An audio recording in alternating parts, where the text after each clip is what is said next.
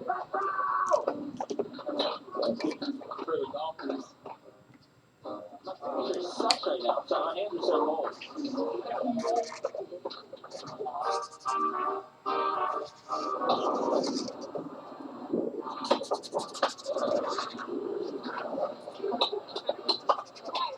Hey, what's up? Oh, no way! Oh, my God! That's amazing. Yeah, I was wondering, I was like, who's the one out there? I was looking for it. I was like, what's up?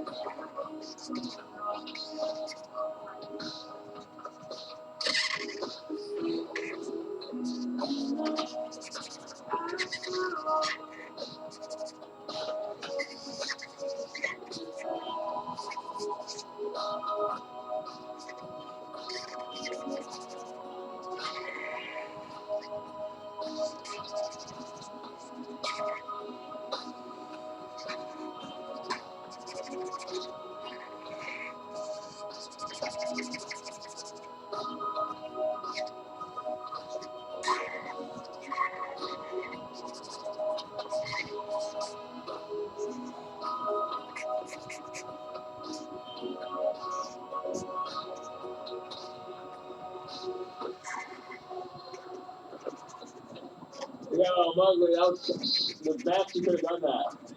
So just like that, the street riders from California are lost in the movie. A random group of free skaters with their own special, unique abilities in skateboarding who are willing to do what it takes to skate as long as possible. They take their careers into their own hands without actually waiting for the opportunity to be given to them.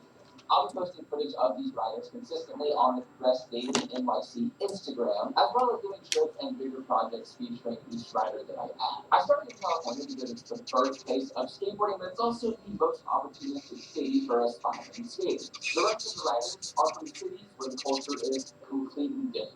And next week we're going to Edinburgh, Texas, a city where you wouldn't expect to find two of the world's most gifted skaters.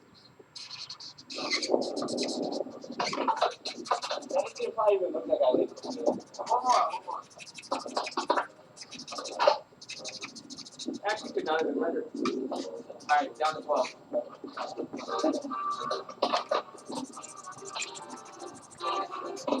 Okay.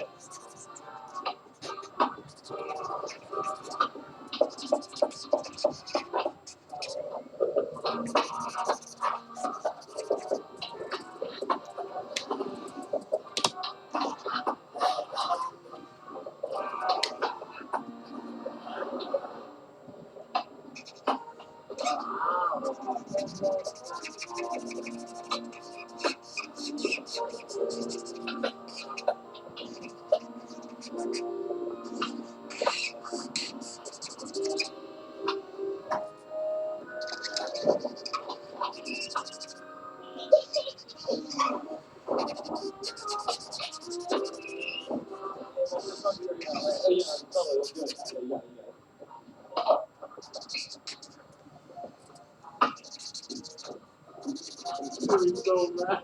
I completely fucked that song up. Thank you for watching this video. You can check out these other welcome videos. I make some playlists. You can also hit the subscribe button, which I would recommend you do because every week we're pumping out these new videos. And yes, in the next 2 weeks, we're going to have 2 new riders from Texas. Very exciting. See you next time.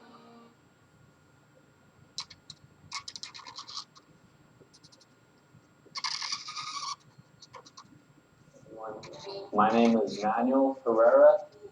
Full name is, or in Spanish, is Manuel Herrera Roberto Aguilera. That is a long name. I've asked my mom, but middle name is from my dad. Don't know my dad. He's in Mexico. It's all right. Nickname Mowgli. I got it freshman year in high school. Started growing out my hair like it is right now, except it was black. And people started calling me Mowgli. 3 months into being a freshman in PE, people would continue calling me Mowgli. They saw me one day in the cafeteria area. They saw me with my friends that I skated with.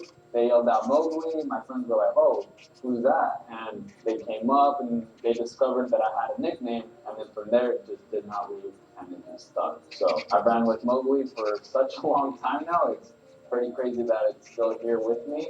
But I've grown to love it. I really did not like it at first because I saw it as an insult, just people making fun of me. But I embraced it. All right. I am going to be 100% honest. Alright, only my two close friends at that time know we all started skating to impress girls. I swear.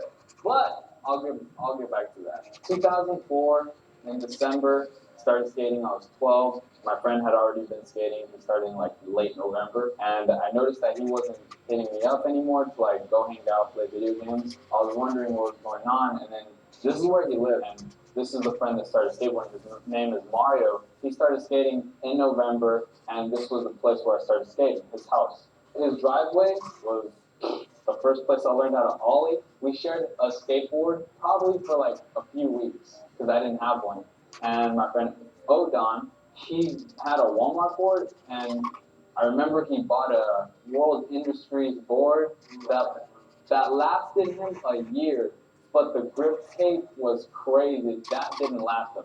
So he bought real grip tape, put it over. And then my friend Mario, after a few weeks of sharing his skateboard, he gave me an old used Copeland deck. That was like a shop somewhere in Bakersfield, non-existent after a year. So after getting that, I scraped up some parts. That didn't last me that long. I got a Walmart board that kind of broke fast, and that's when I learned what was the difference between a real skateboard and a not. Well, I don't want to say real. The difference between a skateboard that is used for actual skateboarding versus like skateboard that's kind of weak and just used for like kids, I guess. So it's just a beginner board. And I remember breaking the trucks because I was trying to ollie as high as I could. Just like everyone wants to learn how to ollie and get their feet up, I was just stomping the trucks down on the ground. But we all started skating because we wanted to impress girls, and I quickly realized that that is not the way to impress anyone. If anything, it was probably one of the best things that could have happened to me because I fell in love with it because I didn't have to rely on anyone. It was more of like you saw improvement upon yourself. So in the beginning, both my friends were really talented in my eyes because I kept getting upset that they were progressing before me, and I started to realize like, oh, I'm not even doing anything to progress. Like I'm just complaining. So what I started doing was I started to focus on like how to skateboard, and it took me 3 months to land a kickflip, but I'll never forget that I was in front of my house and I landed with my feet together. So I could have slipped out, but I didn't. I just landed like this is where the bolts would be, and I landed like together, and I was like freaking out. And I think as soon as I landed that kickflip, I fell in love with skateboarding, and I wanted to feel that moment again. I would say the rest is kind of just a blur because it was just nothing but doing my best to learn more about skateboarding. My first skateboarding shoes were Vans because Mervyn's. I don't know if Mervyn's was like, well, like all of California had that. But like Mervyn's was this store that sold Vans for cheap, and my mom would always buy me those. So after buying me Vans, I started ripping them and I started noticing these shoes. I'm like, you don't know what skateboarding is bringing to you. Like it brings all these things that people would see as problems, but it's progressing because you're ripping shoes trying to kickflip. Your board's breaking because you're actually skating it. So as months and years go by, 2005 hits, 2006 hits. I started in 2004, December, 2005, 2006. This is 13 and 14. So this is like 8th grade, 9th grade year. I saw my first skate video, which was Blind What If and Foundation That's Life. So Foundation That's Life was my favorite skate video. It's still my favorite skate video of all time because we got it as a blank DVD. We didn't know that it was actually a company. We thought it was locals from Bakersfield because there was no label. And we're like, oh, people are just selling their burned DVD at the record store. So I would always just idolize these people. And I thought it was in Bakersfield because I still hadn't explored. I didn't go out street skating yet. It was just in front of my house or my friend Mario Odon's house. Like I would just go down the street and skate back and forth. I saw 4 block. It was at the middle school I went to. It's called Stern Middle School. And I saw Corey Duffel. He fakey frontside flipped it, and I just remember rewinding that over and over and over, just like thinking to myself, wow, these guys are amazing. Like, keep in mind, when you're a beginner at skateboarding and you look at a 4 block that's the size of a 9-stair and you still haven't ollied that, you're thinking that's crazy. You're just like, how do you even get yourself to jump off that? How does the board stay with you? Let alone, he did a fakey frontside flip at night. The shadows are going everywhere, and you're over here trying to focus on like the board flipping and you're rotating. So in my mind, I was like, these guys are from Bakersfield. This is crazy. I learned that they weren't, and they were actually a pro company, Foundation Skateboards. So I was like, this is crazy. These guys are amazing. So 2 of my favorite skaters emerged from there, Leo Romero and Corey Duffel, which still to this day, they're still some amazing people, and I'd love to meet both of them in person. After that, I started wanting to recreate that. So I got myself like a little flip camera and just filmed it in front of my house, downloaded the songs on, some people might not even know what this is, LimeWire. Download the same song and just put it to my clips to that song and think, damn, this is pretty cool. Like, I'm making a skate video. As I kept getting better, I got into the start of my freshman year, and this is where it picks up with the nickname. I actually got a better camera, which me and my friends were actually going and filming in the streets, like skating. But I had a curfew. My mom would tell me, you can't come back. So like, if you're here before it gets dark, I'm not letting you go anywhere anymore. I was seriously hustling to do my best and go to the street spots and just stack as much clips as possible.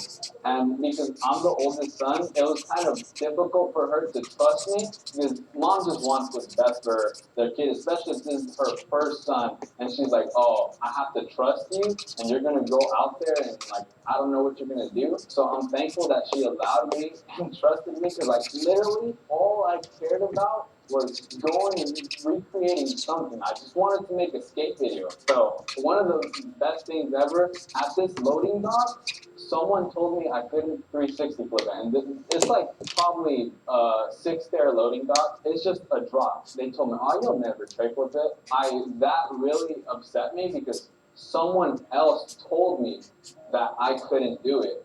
And I was very sensitive about what people would tell me in that time of my life because maybe I myself didn't believe, but when someone else would tell me, it would offend me. So what I did was I told myself, I'm gonna prove this person wrong.